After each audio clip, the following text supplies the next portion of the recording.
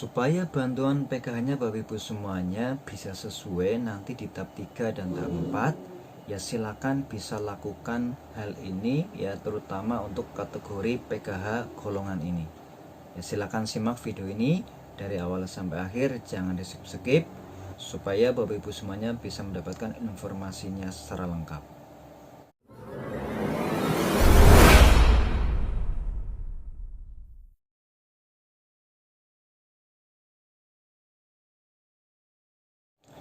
Assalamualaikum warahmatullahi wabarakatuh. Ketemu lagi dengan saya Fuad Hasan Febrianto, pendamping PKH Kecamatan Ayah Kabupaten Kebumen.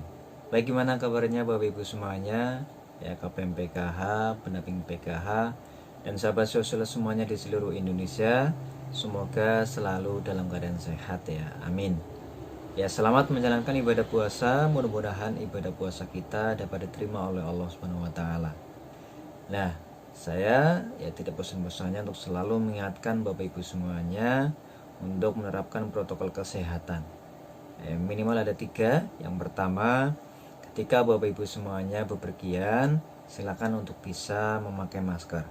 Kemudian yang kedua, sering-seringlah cuci tangan dengan sabun, dengan air yang mengalir, atau minimal menggunakan hand sanitizer. Jadi saran saya, ketika Bapak Ibu semuanya bepergian, silakan untuk bisa membawa hand sanitizer. Kemudian yang ketiga, hindari kerumunan atau jaga jarak minimal 1 meter. Jadi pokoknya jangan sampai berkerumun dulu. Ya, mudah-mudahan kita semuanya terhindar dari namanya virus corona.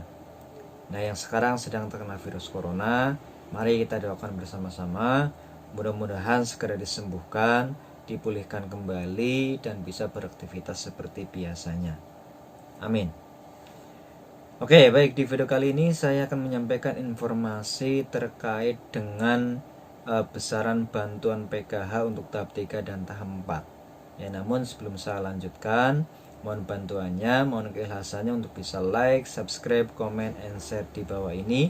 Dan jangan sampai lupa untuk bisa klik tombol notifikasi loncengnya supaya Bapak Ibu semuanya bisa melihat video-video terbaru dari kami. Nah, jika video ini bermanfaat, berguna, silakan untuk bisa di-share, dibagi ke teman-teman yang lain. Ya, bisa lewat IG, WA, Facebook, dan lain-lain. Nah, ini penting juga ketika Bapak Ibu semuanya melihat video ini, silakan ditonton dari awal sampai akhir ya, jangan di-skip, jangan dipotong-potong supaya Bapak Ibu semuanya bisa mendapatkan informasinya secara lengkap. Seperti itu. Terima kasih. Oke, baik. Saya lanjutkan. Jadi seperti tadi saya sampaikan di depan, bahwa saya akan menyampaikan informasi yang menurut saya ini perlu diketahui oleh Bapak Ibu semuanya terkait dengan besaran bantuan. Jadi ada kemungkinan besar ya, khusus untuk kategori PKH ini yang nanti di tahap 3 dan tahap 4 itu besaran bantuannya tidak sesuai dengan apa yang ada di keluarganya Bapak Ibu semuanya. Ya, jika ya Bapak Ibu semuanya tidak melakukan hal ini. Oke, perlu saya terangkan terlebih dahulu ya, bahwa seperti kita ketahui bersama, program PKH itu memiliki 3 komponen. Ya, yang perlu Bapak Ibu ketahui. Ya, saya ulangi lagi supaya Bapak Ibu semuanya tidak lupa ya. Yang pertama itu ada komponen kesehatan. Kemudian yang kedua ada komponen pendidikan. Kemudian yang ketiga ada komponen kesejahteraan sosial. Yang pertama itu ada komponen kesehatan. Nah, komponen kesehatan itu terdiri dari 2 kategori. Yang pertama itu ibu hamil atau nifas. Kemudian yang kedua balita usia 0 sampai 6 tahun. Nah, itu komponen kesehatan. Kemudian untuk komponen pendidikan ya, yang nomor 2 itu ya anak usia sekolah dari tingkat SD atau sederajat, kemudian anak SMP atau sederajat, dan anak SMA sederajat. Nah, untuk kuliah gimana? Kuliah sampai saat ini ya sementara belum bisa masuk di program PKH ya, namun ada namanya KIP kuliah. Tapi beda dengan program PKH. Nah, di program PKH itu hanya sampai tingkat SMA saja. Oke, itu komponen pendidikan. Kemudian komponen kesejahteraan sosial itu ada namanya lansia atau lanjut usia. Ya, lanjut usia ini minimal usianya 70 tahun. Ya, 70 tahun. Jadi kalau belum memasuki usia 70 tahun, ya ini belum bisa masuk di program PKH. Ya, karena di program PKH minimal lansia itu usianya 70 tahun. Kemudian yang berikutnya ada disabilitas berat. Nah, disabilitas berat di sini itu yaitu keluarga yang mengalami menderita disabilitas berat yang dalam kesehariannya itu memang sudah tidak bisa ngapa-ngapain lagi, ya, dibantu oleh keluarganya, tidak bisa ya beraktivitas mandiri atau sendiri seperti itu. Nah, kemudian di setiap kategori, di setiap komponen PKH itu besarannya bervariasi, ya berbeda-beda. Oke, misalkan ya untuk komponen kesehatan ibu hamil itu per tahunnya sebesar 3 juta rupiah. Kemudian untuk balita usia 0 sampai 6 tahun itu juga sama dengan ibu hamil, yaitu 3 juta rupiah. Kemudian untuk komponen pendidikan ya anak SD itu per tahunnya 750. Kemudian untuk anak SMP itu sebesar 1.500.000 dan untuk anak SMA itu 2 juta rupiah.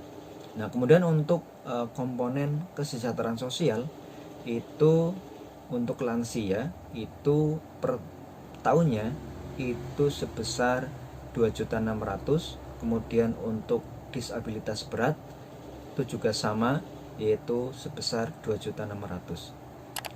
Nah, di program PKH ya di aturan yang sekarang itu disalurkan 4 kali selama 1 tahun, yaitu ada 4 tahap. Tahap pertama yaitu bulan Januari, tahap kedua di bulan April, tahap ketiga di bulan Juli, dan tahap keempat di bulan Oktober. Nah, kalau kita bicara besaran bantuan per 3 bulannya karena disalurkan triwulan. Jadi kalau ibu hamil ya 3 juta dibagi 4 ya ketemunya 750. Kemudian balita juga sama, yaitu 750.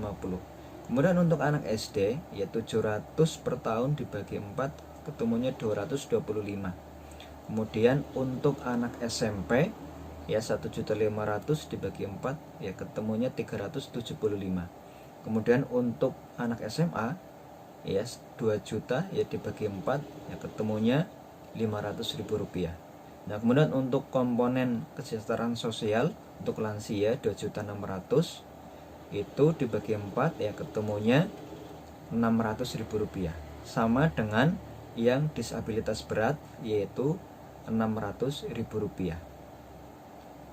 Nah, seperti yang tadi saya sampaikan di depan ya ada ya salah satu kategori di dalam program PKH yang kemungkinan besar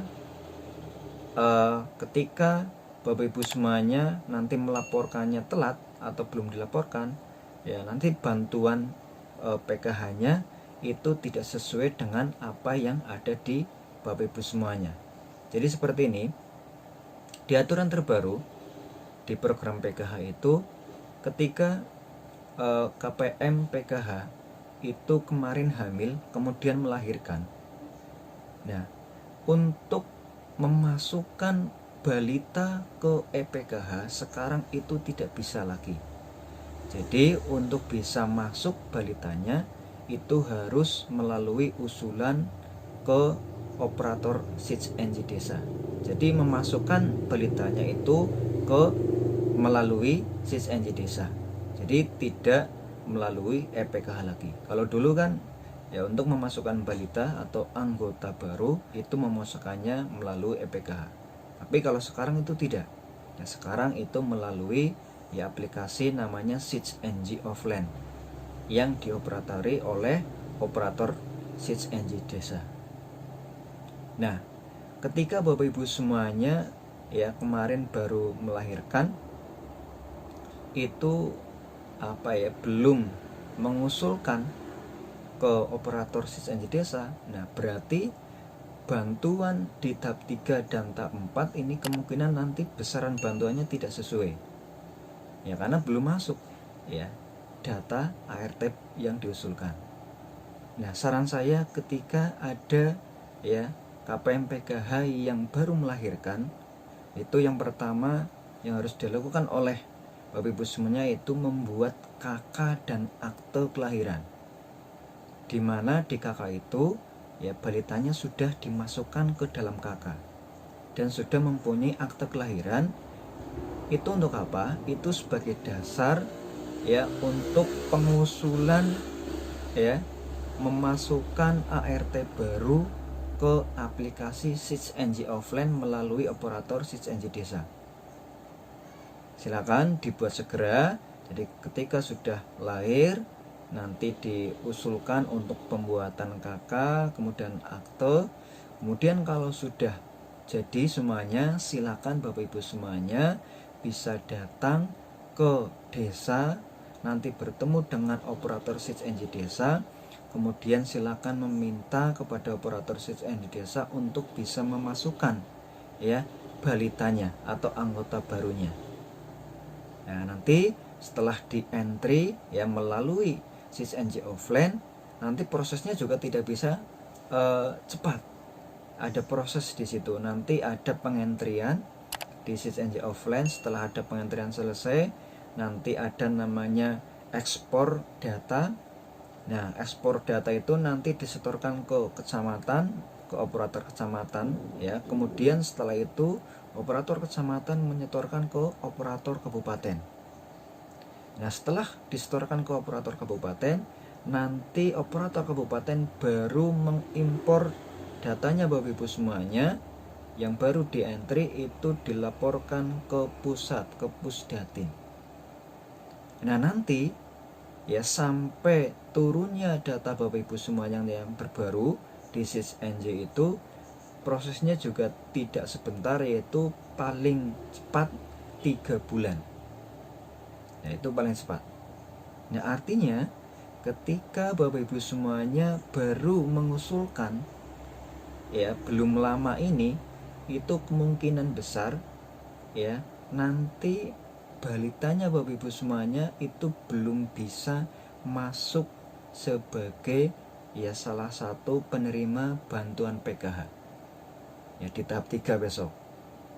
Nah, kemungkinan besar nanti baru masuk itu di tahap 4 ya bantuannya. Tapi tidak menutup kemungkinan ya karena memang proses perbaikan SITS-NJ penambahan itu kadang cepat kadang lambat seperti itu.